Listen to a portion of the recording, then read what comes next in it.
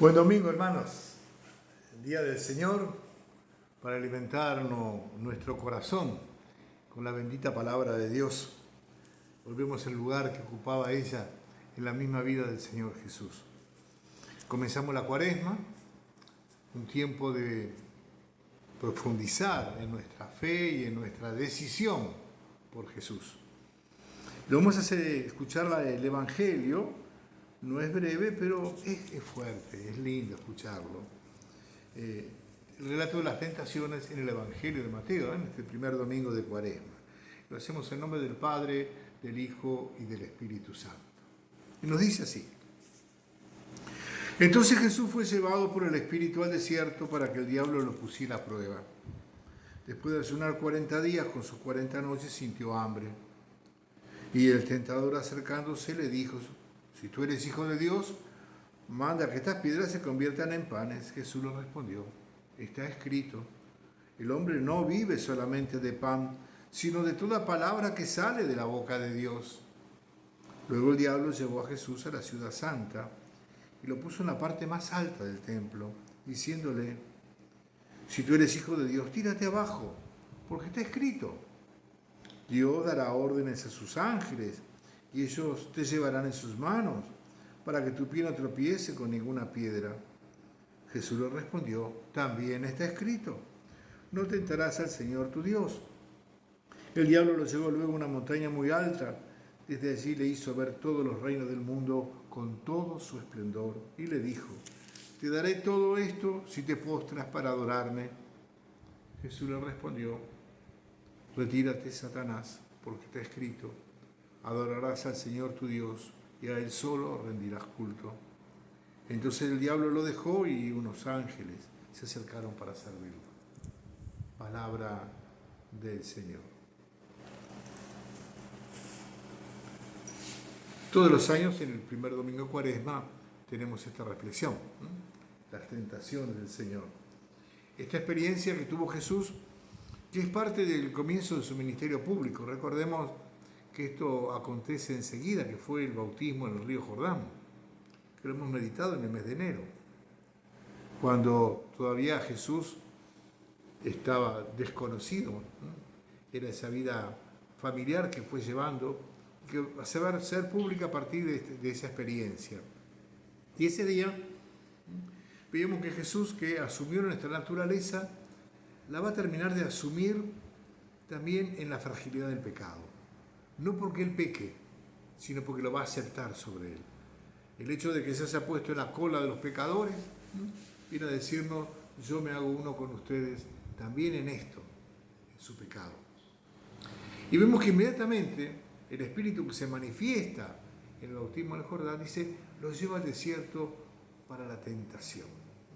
Es que lo primero que le pasa al hombre, justamente por la fragilidad del pecado, es la tentación. Y entonces lo vamos a ver a Jesús tentado.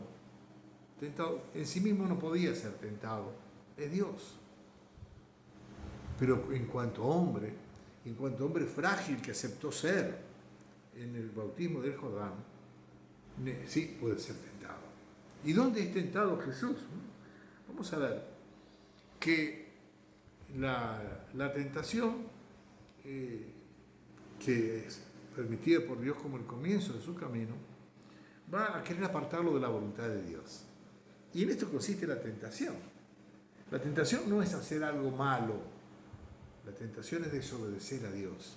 Eso fue lo que le pasó a Adán y Eva en el primer pecado, desobedecieron a Dios. Pensaban que hacían algo bueno, se ilusionaban, se dejaron seducir por la voz del enemigo. Ahora acá lo vemos el enemigo tratando de seducirlo a Jesús. No vale la pena tanto esfuerzo si yo te ofrezco hacer lo mismo tan fácil. Lo mismo que le dijo a Adán y Eva. La única diferencia que Adán y Eva se dejaron seducir y Jesús no. Entonces le van a proponer: ¿por qué tienes que pasar hambre si puedes hacer que la piedra sea pan? ¿Por qué vas a tener que llevar todo este año de sufrimiento, este tiempo, cuando podés hacerla tan fácil, hacer algo maravilloso? dale circo a la gente para que te acepten y te sigan. ¿Por qué vas a estar penando y sufriendo si yo te puedo dar todo lo que buscas? Y Jesús lo rechaza con la palabra de Dios. Entonces lo importante para nosotros es no solo que Jesús también fue tentado por nuestra fragilidad, sino que Jesús es el que resiste y vence en la tentación. El mismo Espíritu que lo llevó al desierto, el que lo estaba sosteniendo con su unción del Jordán y le estaba dando lo que necesitaba para poder llevar adelante este momento. Lo mismo pasa con nosotros. No te olvides que tenés el Espíritu Santo, que en la prueba y en la tentación Él está con vos para fortalecerte, para guiarte, para que puedas también salir vencedor en el nombre de Jesús. No con tu propia fuerza, sino con la que Dios te da. Entonces lo vemos a Jesús en este momento de seducción. No nos olvidemos que el Evangelio termina diciendo que el demonio se fue. Pero Lucas va a darnos un detalle más en su relato, paralelo a este. Nos va a decir hasta el momento oportuno. ¿Y cómo fue el momento oportuno? Normalmente el enemigo tiene tres maneras de complicarnos la vida, de buscar aportarnos de la voluntad de Dios. Tres maneras de querer completar la obra que se realizó en Adán y Eva. Terminar de arrancarnos para siempre de Dios. La primera es el abismo, la seducción.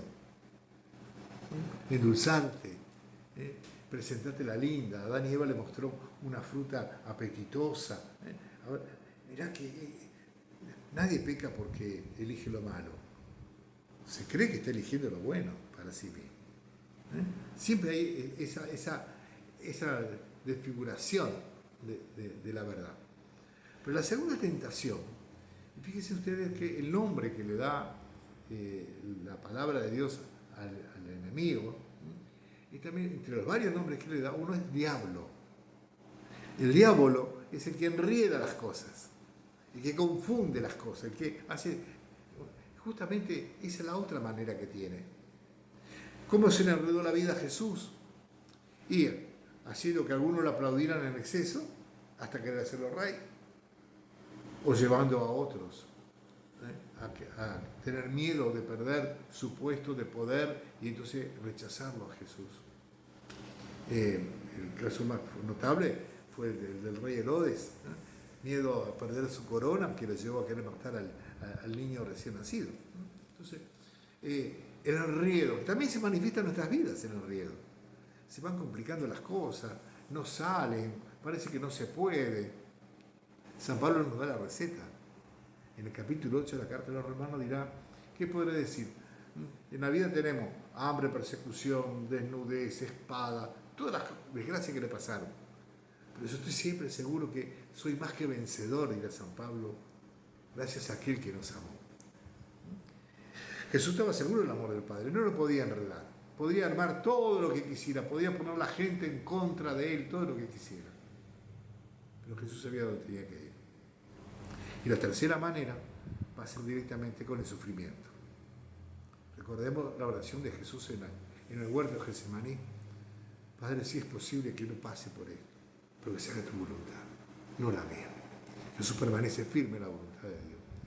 Entonces, Jesús nos muestra que la tentación es parte de nuestra condición humana. No nos creamos que estamos al margen. Todos podemos caer.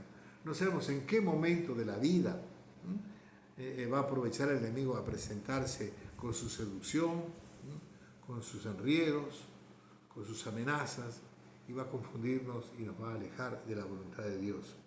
A veces de una manera sutil que ni nos parece que lo estamos haciendo. Pero tengamos cuidado. Eso es lo que nos va a decir la palabra de hoy. Sean prudentes, sean atentos. Miren que la vida es una lucha. Pero no está solo. El Espíritu Santo, que viene sobre nosotros cuando doblamos la rodilla ante Jesús, el Espíritu Santo es el que lucha a nosotros para que alcancemos un día la victoria definitiva. Que el Señor te ilumine esta semana y puedas hacer tu lucha en victoria.